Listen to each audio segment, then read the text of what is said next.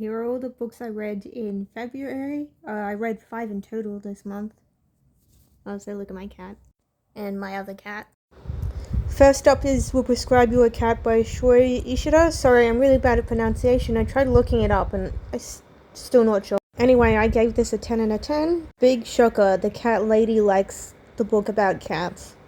As it turns out, I just really like Japanese. This book gave Before the Coffee Gets Cold, but with cats. And I really liked Before the Coffee Gets Cold. Also, I thought it was really fitting that my cats would just hang around as I was reading this book. I definitely recommend it if you're a bit of a cat lady. The second book I read this month was Before Your Memory Fades by Toshikazu Kawaguchi. I also gave this one a 10 out of 10. I don't know why, I just really love this series. It's probably one of my favorite series of all time. If you like Japanese literature or just a book with sci-fi elements in it, then I definitely recommend it. The third book I read this month was Unbelievable by T. Christian Miller and Ken Armstrong.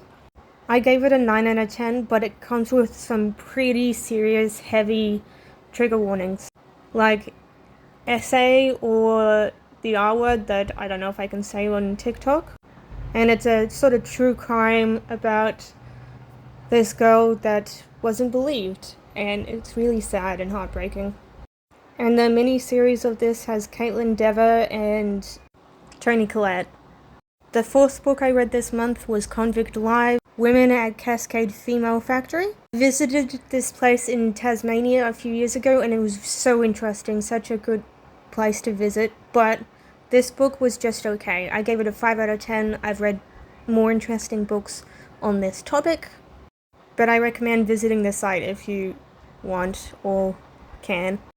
The fifth and final book I read this month was A Child Called It by Dave Peltzer. I got this in the trilogy all in one book, but I'm splitting it up into 3 books, just because it makes me feel better than saying I read just one book, but instead I'm reading 3 books.